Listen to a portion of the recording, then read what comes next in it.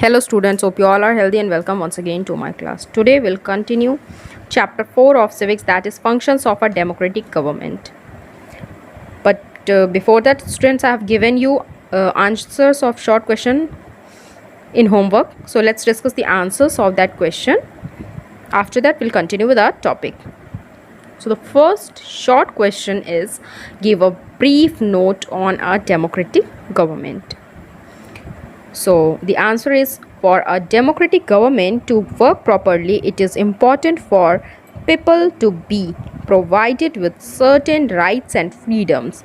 The general code of democracy is to look to people's participation, the resolution of the conflict between people or communities, and to deliver equality and justice to them by the rule of law.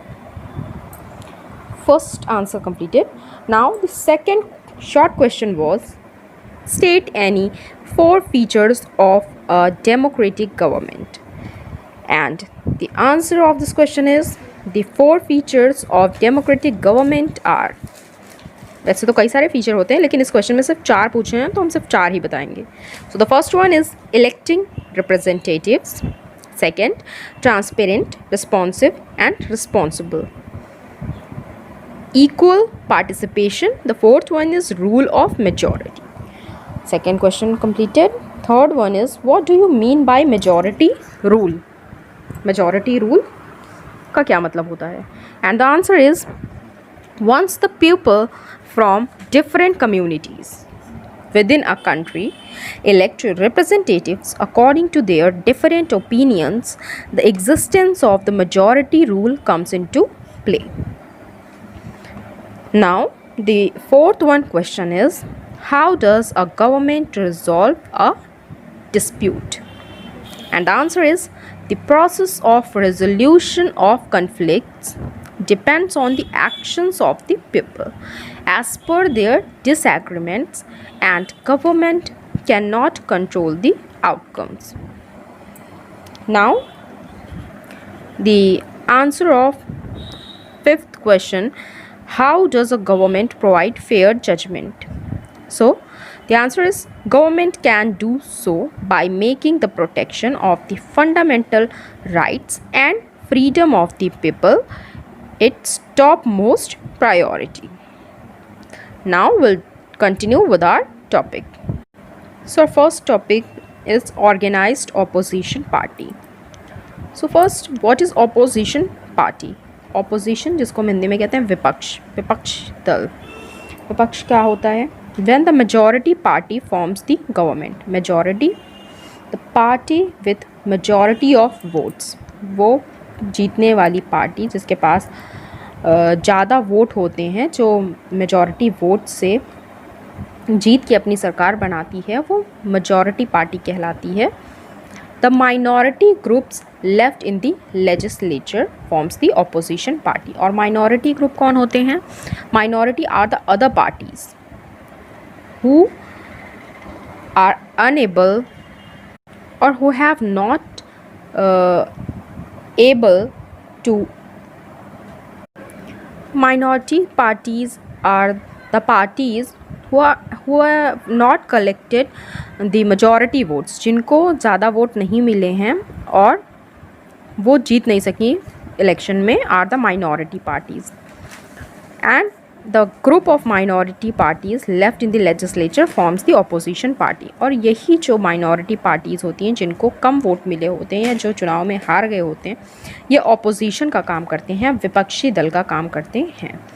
The presence of a well-organized opposition party or parties in this state plays a very important part in the functioning of a democratic government.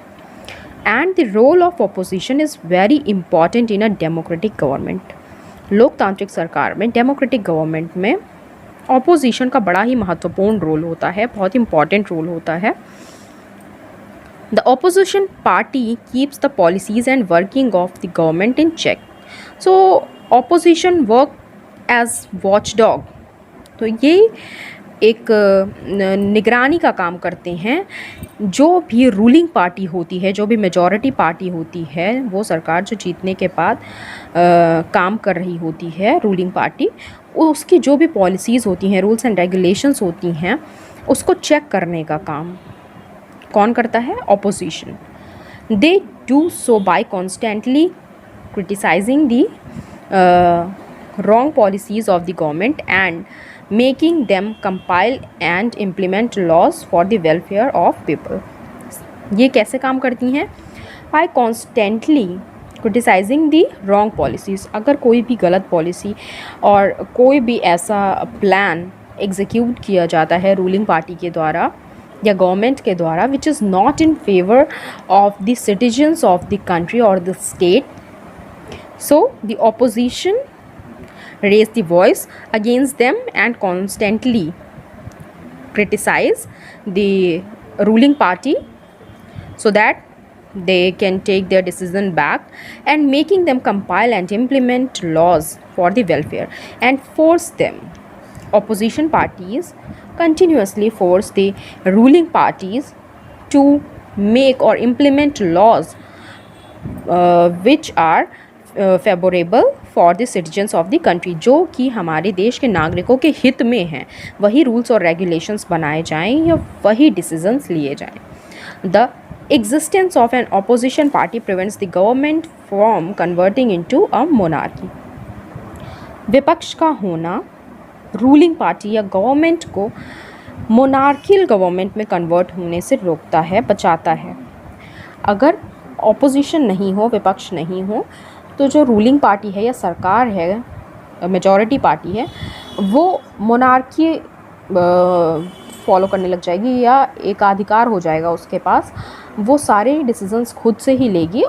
And it is not always correct that the decisions of majority party और the ruling party is always not correct. कभी कभी वो जो भी decisions लेते हैं ज़रूरी नहीं है कि वो जनता के हित में हो। That's why opposition is very important in a democratic government. Now our next one topic is ability to resolve conflicts. लोकतांत्रिक सरकार के पास एक और जो उसका सबसे इम्पॉर्टेंट फीचर होता है वो होता है कॉन्फ्लिक्ट को, जो भी मतभेद हैं उनको सॉल्व करने की एबिलिटी, क्षमता। Even in a small group of people conflicts can arise due to disagreements. कभी कभी लोगों के एक छोटे स्मॉल ग्रुप में भी लोगों के बीच में कई सारे कॉन्फ्लिक्ट हो सकते हैं, मतभेद हो सकते हैं किसी एक बात को लेके। उनकी जो डिसीजंस हैं वो अलग अलग हो सकते हैं। The process of the resolution of conflicts depends on the actions of people. और ये जो प्रोसेस है किसी भी कॉन्फ्लिक्ट को सॉल्व करने का, किसी भी कॉन्फ्लिक्ट को, मतभेद को सुलझाने का, वो निर्भर करता है लोगों के एक्शन पे। As per their disagreements and the government can not control the outcomes. At this point अगर कभी कभी ऐसा होता है कि किसी बात पे लोग, कोई इंडिविजुअल या कोई ग्रुप, कम्युनिटी एक दूसरे से डिसएग्री कर रहे हैं, उनकी जो भी बातें हैं वो एक दूसरे से मैच नहीं कर रही हैं, या उनके बीच में कोई भी तरह का मतभेद है और गवर्नमेंट उसको कंट्रोल नहीं कर पा रही है। At this point a democratic government has to enforce the people to struggle repeatedly in order to realize their interest and restrict them through the rules and boundaries। तो वो किसका इस्तेमाल करती है? जो भी रूल्स, लॉज बनाए गए हैं, नियम कानून बनाए गए हैं, उसे कम्युनिटी को या लोगों को फॉलो करने को बोलती है। उनको रियलाइज़ कराती है कि there are certain boundaries and rules जिसको उन्हें फॉलो करना ज़रूरी है, and they are restrict to follow the rules. It is the responsibility of the democratic government to analyse both the sides. और ये लोकतांत्रिक सरकार की जिम्मेदारी है कि वो दोनों पक्षों को, कोई भी कम्युनिटी या ग्रुप के बीच में जो भी डिसएग्रीमेंट हुआ है, मतभेद हुए हैं, उसमें वो दोनों पक्षों को, दोनों साइड्स को सुने and resolve the conflict with a non violent consequence. और बिना किसी हिंसात्मक कार्रवाई के, बिना किसी हिंसात्मक। तो किसी भी कन्फ्लिक्ट को नॉन वायलेंट मीन्स बिना हिंसा के अहिंसात्मक तरीके से सॉल्व करती है. Now our next one topic is abiding the law and fair judgment. This topic will continue in our next class and we'll discuss the exercise of the chapter and long answers of the chapter also. So complete your short questions and read the chapter properly and go through your exercises properly of previous chapters. Prepare for your coming half yearly exam and don't forget to give it attendance in the comment section. Write down your name, your class and section. Thank you, class.